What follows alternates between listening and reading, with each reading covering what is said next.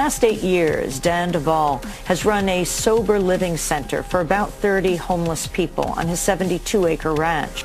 In California, a 66-year-old man was jailed Monday after being accused of illegally housing homeless people on his ranch in San Luis Obispo.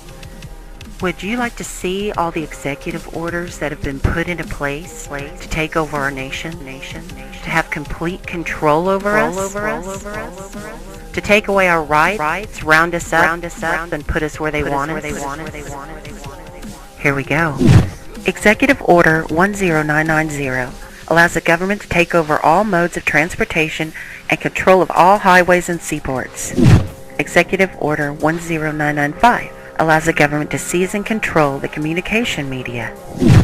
Executive Order 10997 allows the government to take over all electrical power, gas, petroleum, fuels, and minerals.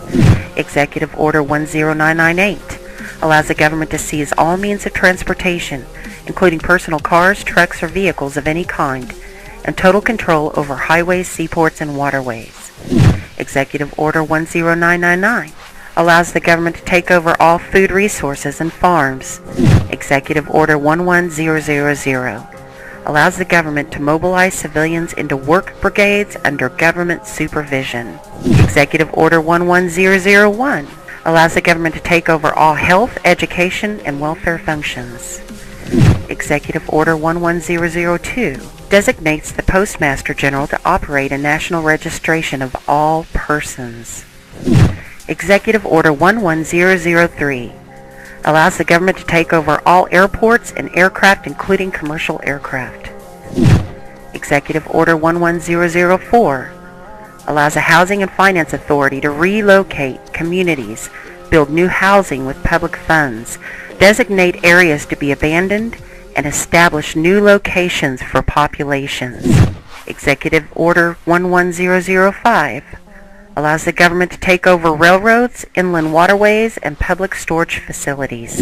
Executive Order 11051 specifies the responsibility of the Office of Emergency Planning and gives authorization to put all executive orders into effect in times of increased international tensions and economic or financial crisis.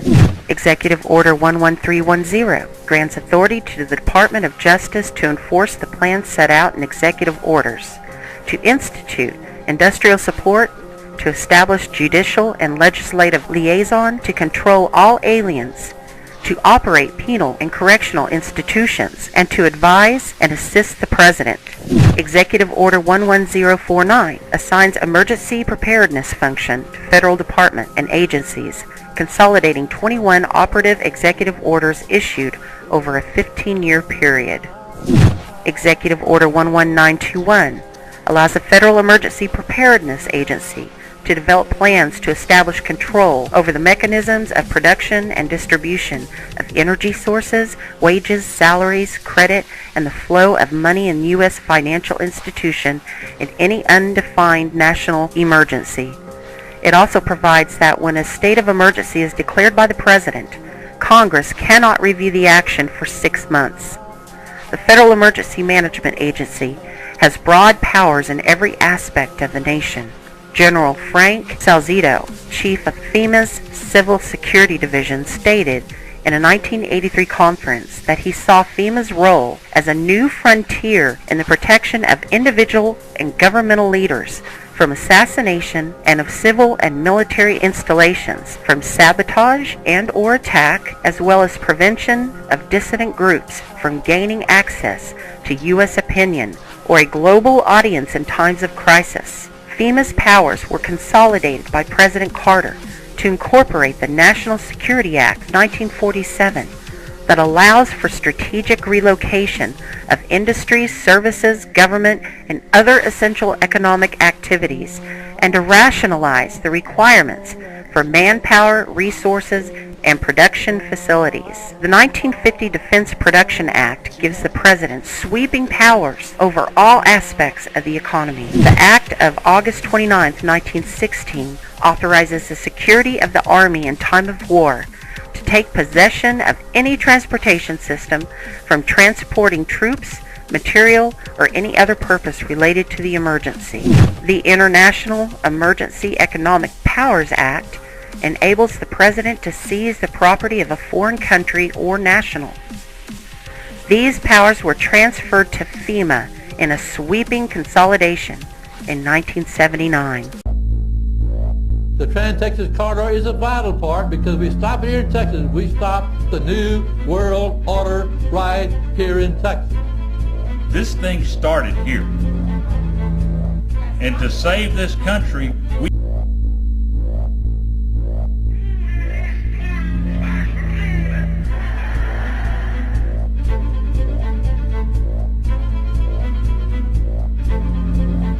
There is a chance for the President of the United States to carry out a phrase his father used, and that is a New World Order.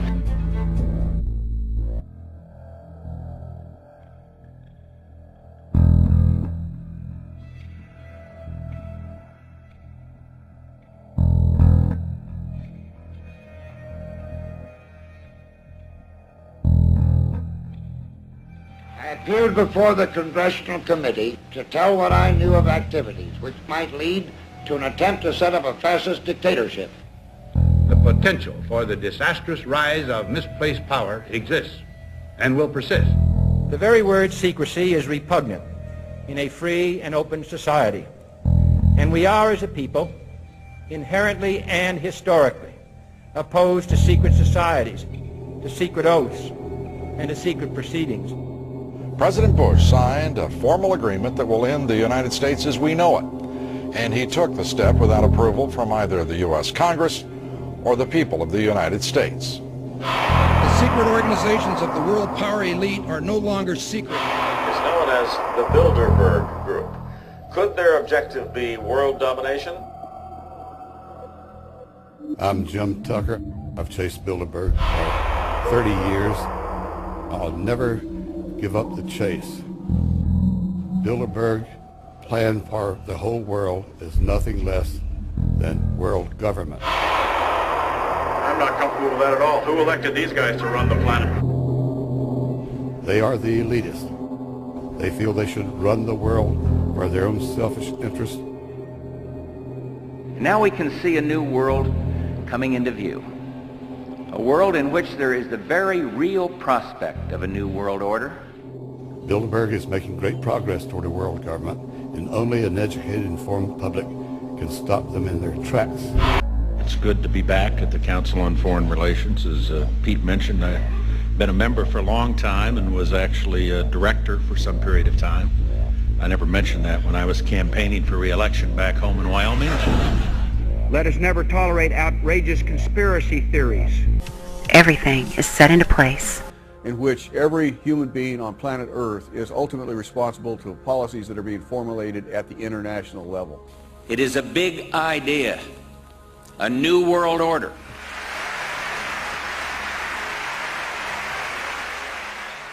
President Bush said that the New World Order was in tune, and that's what they were working for. The UN is part of that government. They're working right now very significantly for a North American Union. That's why there's a lot of people in Washington that don't care too much about our borders.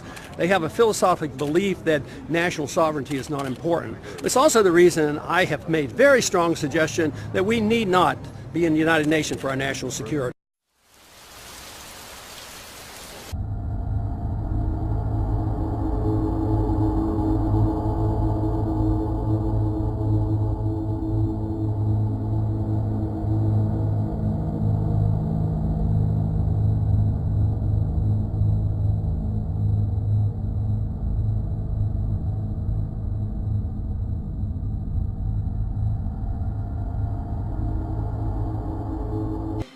In terms of watching the emerging nations trying to figure out where they fit and how we fit relative to them and so on. And so these institutions that the affirmative task we have now is to actually create a new world order, because the global order is changing again. And the institutions and the rules that worked so well in the post-World War II era for decades, they need to be strengthened. And some have to be changed. So we have to do what we do best. We have to lead. We have to lead. We We have to update the global rules of the road. We have to do it in a way that maximizes benefits for everyone, because obviously it's overwhelmingly in our interest. This is not a zero-sum game. It's overwhelmingly in our interest. The FEMA camps, now all they have left to do is take the guns. Mr. and Mrs. America, turn them all in.